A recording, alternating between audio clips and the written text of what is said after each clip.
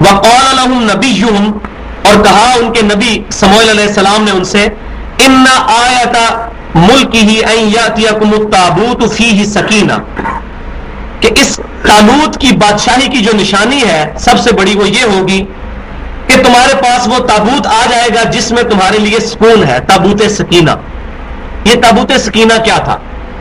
یہ تابوت سکینہ جو ہے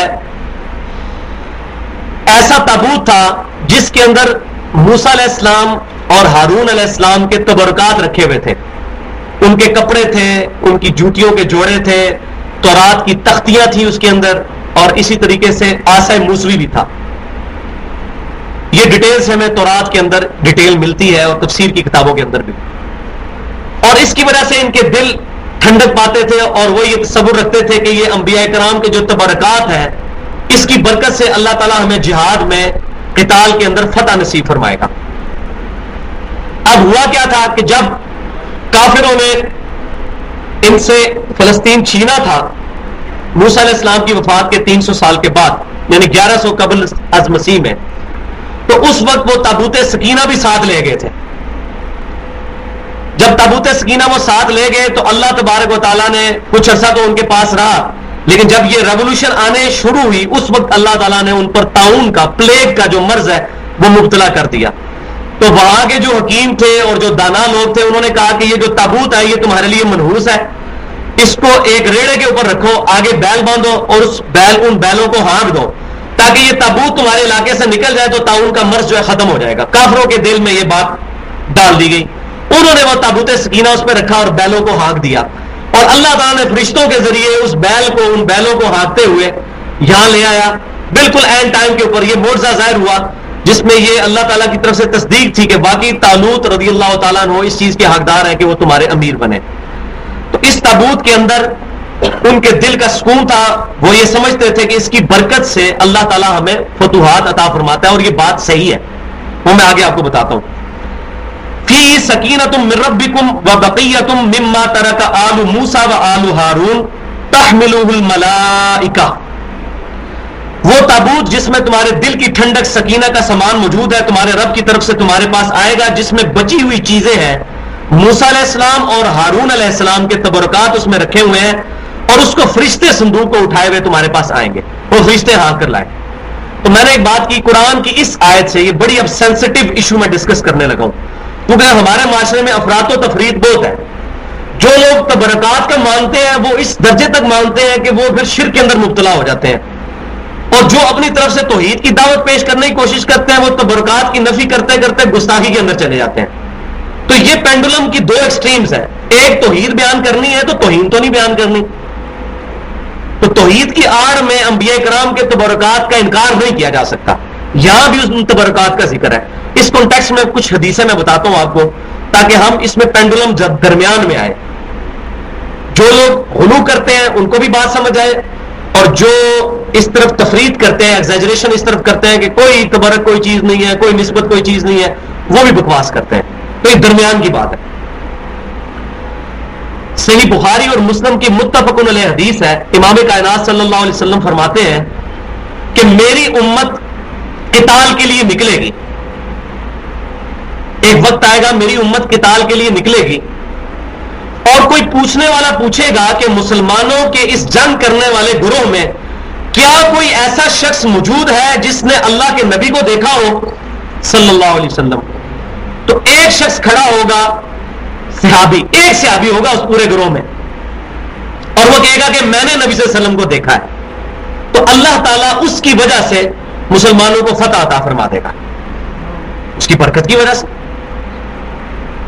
پھر نبی صلی اللہ علیہ وسلم فرماتے ہیں کہ پھر زمانہ گزرے گا اور میری امت قتال کے لیے، یہ بخاری مسلم ہے بھائی، کوئی تاریخی روایت کوئی کسی مولوی کی لکھی ہوئی نہیں بیان کر رہا میں، میری امت قتال کے لیے نکلے گی، پھر پوچھنے والا کوئی پوچھے گا کیا تم میں کوئی ایسا شخص ہے جس نے اللہ کے نبی کے دیکھنے والے کو دیکھا ہو، یعنی کوئی تابعی موجود ہے، صحابہ تو فوت ہو چکے ہوں گے، تو ایک شخص کھڑا ہوگا، وہ کہے گا ہاں میں نے صحابہ کرام کو دیکھا ہوا ہے، اللہ تعالیٰ پھر فتح دے دے گا میری امت کو، پھر زمانہ گزرے گا اور میری امت قتال اور جہاد کے لیے نکلے گی، تو کوئی پوچھنے والا پوچھے گا کیا تم میں کوئی ایسا شخص ہے جس نے اللہ کے نبی کے دیکھنے والے کو دیکھا ہو، یعنی کسی تابعی کو دیکھا ہو، کوئی تبع تابعی موجود ہے تم میں، تو ایک شخص کھڑا ہوگا، وہ کہے گا کہ میں ہوں، اللہ تعالیٰ پھر مسلمانوں کو فتح دے دے گا۔ یہی وہ 300 سال کا مسلمانوں کا عروج کا پیریڈ ہے، جس میں صحابہ کرام، تابعین اور تبع تابعین کے وجود کی برکت سے اللہ تعالیٰ نے مسلمانوں کو فتوحات دی۔ اسی طرح صحیح بخاری اور مسلم میں موجود ہے کہ اللہ تبارک و تعالیٰ کے دنیا میں ایسے نیک بندے موجود ہیں جن کی وجہ سے اللہ تعالیٰ باقی لوگوں کو بھی رزق دیتا ہے۔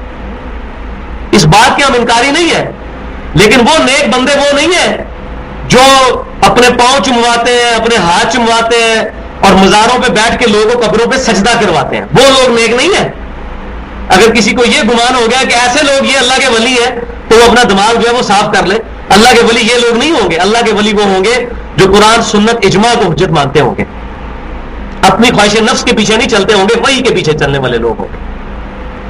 تو الحمدللہ ان کی وجہ سے رزق دیا جاتا ہے۔ اور صحیح مسلم میں تو کتاب الفتن میں یہاں تک حدیث موجود ہے کہ اس وقت تک قیامت قائم نہیں ہوگی جب تک دنیا میں ایک ایسا شخص موجود ہے جو اللہ اللہ کرنے والا ہے، اس ایک کی وجہ سے بھی اللہ تبارک و تعالیٰ قیامت نہیں قائم کرے گا۔ اسی طرح بخاری اور مسلم کی متفق علیہ حدیث ہے کہ بعض اللہ کے اولیاء دنیا میں ایسے موجود ہیں کہ وہ کسی مجلس میں آئے تو لوگ ان کو پہچان ہی نہ سکیں، بکھرے بال اور پرانگدہ ان کی حالت، لیکن اللہ کے حضور ان کا مرتبہ ایسا ہے کہ کسی بات پہ اللہ کے لیے قسم اٹھا دے، اللہ تعالیٰ ان کی قسم کو پورا کر دے گا۔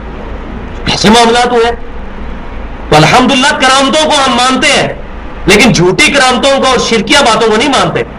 بالکل صحیح سند کے ساتھ موجود ہے دلائل النبوہ، امام بہیقی رحمۃ اللہ علیہ، المتوفا 458 ہجری، بہت بڑے محدث ہے 5ویں صدی ہجری کے، انہوں نے دلائل النبوہ ایک کتاب جو ہے وہ تالیف فرمائی ہے، اور وہ تمام مقاطب فکر کے لوگ اس کتاب کو مانتے ہیں۔ حدیث میں بہت بڑا مقام ہے امام بہیقی رحمۃ اللہ علیہ کا۔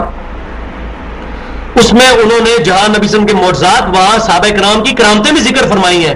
اس میں صحیح سند سے ایک کرامت میں آپ کو سنا دیتا ہوں چلتے چلتے۔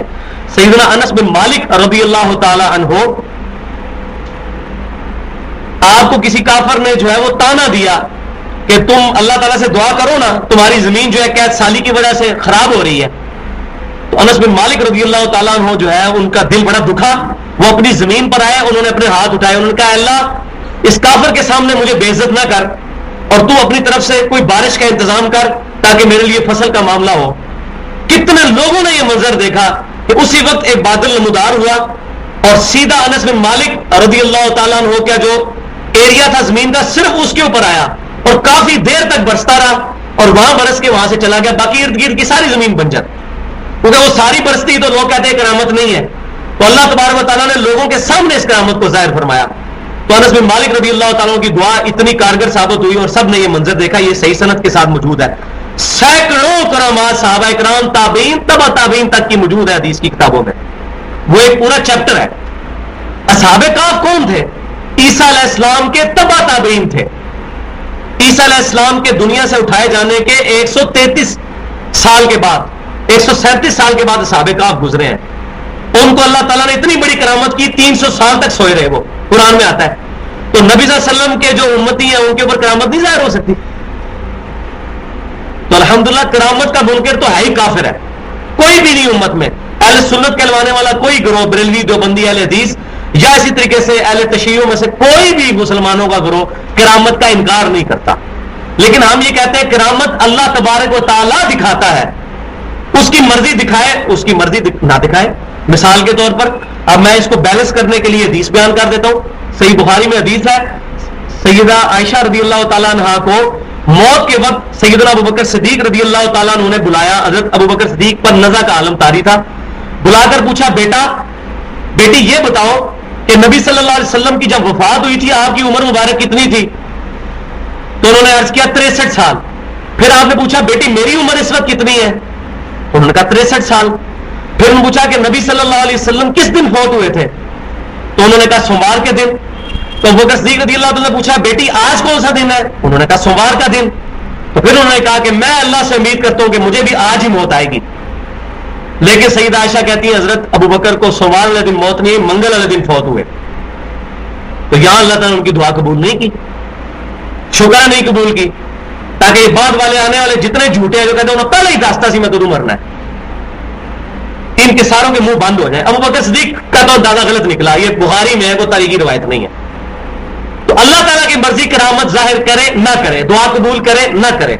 हाँ, अंबिया का मामला डिफरेंट होता है, अंबिया की दुआ कबूल होती है, और जो कबूल नहीं होनी होती वो पहले ही मना कर दिया जाता है कि दुआ करनी नहीं है। तो ये दोनों अफराद व तफरीद से बच के हक का रास्ता हमने इसमें इख्तियार करना है। तो ताबूत सकीना जो है, उनके दिल की ठंडक थी उस ताबूत सकीना के अंदर, तो वो अल्लाह तबारक व तआला की तरफ से उनके पास आया। और यहां ये भी बात याद रखें, अंबिया इकराम के जो तबरकात हैं, जैसे मैंने जिक्र किया, यहां पर मूसा अलैहिस्सलाम और हजरत हारून का पर्टिकुलर जिक्र हुआ। अंबिया के जो अपने तबरकात हैं वो बहुत अहमियत के हामिल होते हैं। सही बुखारी में अनस बिन मालिक कहते हैं रज़ी अल्लाह तआला अन्हु, नबी सल्लल्लाहु अलैहि वसल्लम के वफात के बाद 82 साल तक जिंदा रहे हैं। सबसे ज्यादा हदीसें रिवायत करने वाले सहाबा जो 6 हैं उनमें से तीसरे नंबर पे हैं। वो कहते हैं, सही बुखारी में अल्फाज है कि नबी सल्लल्लाहु अलैहि वसल्लम का एक बाल मुबारक मेरे पास होना दुनिया और जो कुछ दुनिया के अंदर है इससे बढ़ के मुझे महबूब है। तो वो तबरकात की तो अहमियत है। मैं सहाबी की बात बता रहा हूं, किसी भाभी की बात नहीं बता रहा। एक बाल मुबारक होना दुनिया और जो कुछ दुनिया के अंदर है उससे बढ़कर मुझे महबूब है। सही बुखारी में अनस बिन मालिक के अल्फाज मौजूद है। बुखारी और मुस्लिम की मुत्तफकुन अलैह कितनी हदीसें हैं कि सहाबा इकराम रिज़वानुल्लाह नबी सल्लल्लाहु अलैहि वसल्लम का वजू का मुबारक पानी नीचे नहीं गिरने देते थे। जब वजू करते थे तो सहाबा इकराम आपका मुबारक पानी अपने जिस्म पर मलते थे, आपका लुआब दहन अपने जिस्म पर मलते थे। अगर किसी को नहीं मिलता था दूसरे से लेके अपने जिस्म पर मलता था, तो बरकत हासिल करते थे। बुखारी और मुस्लिम की मुत्तफकुन अलैह हदीस है, इमाम कायनात सल्लल्लाहु अलैहि वसल्लम का मुबारक पसीना इतना खुशबू वाला था कि सहाबा इकराम उसको इतर के तौर पर इस्तेमाल करते थे। आपको पसीना आता भी बहुत था। तो सहाबा इकराम ने नबी सल्लल्लाहु अलैहि वसल्लम के तबरकात से बरकत हासिल की है। लेकिन इधर फिर एग्जैजरेशन शुरू हो जाती है। आज 14वीं सदी के मुल्लाने और बड़े बड़े बुजुर्ग जो झूठे बने हुए हैं, जो सही है उनकी तो हम बात नहीं करते, वो अपने तबरकात तकसीम करवा रहे हैं। टीवी पे आप देख लें, चैनल्स में लोग आके अपने मुंह की हड्डियां तकसीम कर रहे हैं, दाढ़ी के बाल तबरक तकसीम कर रहे हैं, और नाउज़ बिल्लाह मिन ज़ालिक हदीस से वो पकड़ते हैं।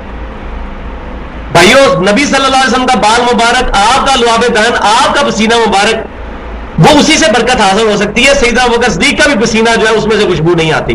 चाहे जाके 14वीं सदी के मुल्लाने जो है वो इस तरह के तबरकात अपने मुंह के तकसीम करते फिरते हैं। तो ये बड़ा जुल्म कर रहे हैं, बड़े गुस्ताखाने रसूल हैं जो ये हरकत करते हैं। और फिर कहते हैं कि ये औलिया अल्लाह है। औलिया अल्लाह की जूतियों की खाक हमारी आंखों का सुरमा। लेकिन ऐसे गुस्ताखों को हम अल्लाह का वली मान के तो खुद गुस्ताखे रसूल हो जाएंगे, नाउज़ बिल्लाह। हम कहते हैं दुनिया के हर शख्स का हम दामन छोड़ सकते हैं, इमाम कायनात सल्लल्लाहु अलैहि वसल्लम का मुबारक दामन अपने हाथों से नहीं छोड़ सकते। इन्न फी ज़ालिका लआयतन लकुम इन कुंतुम मुमिनीन, बेशक इसमें है निशानी तुम्हारे लिए, ताबूत सकीना जब आ जाएगा, अगर तुम ईमान वाले हो कि अल्लाह ताला की तरफ से ये निशानी तुम पर जाहिर होगी।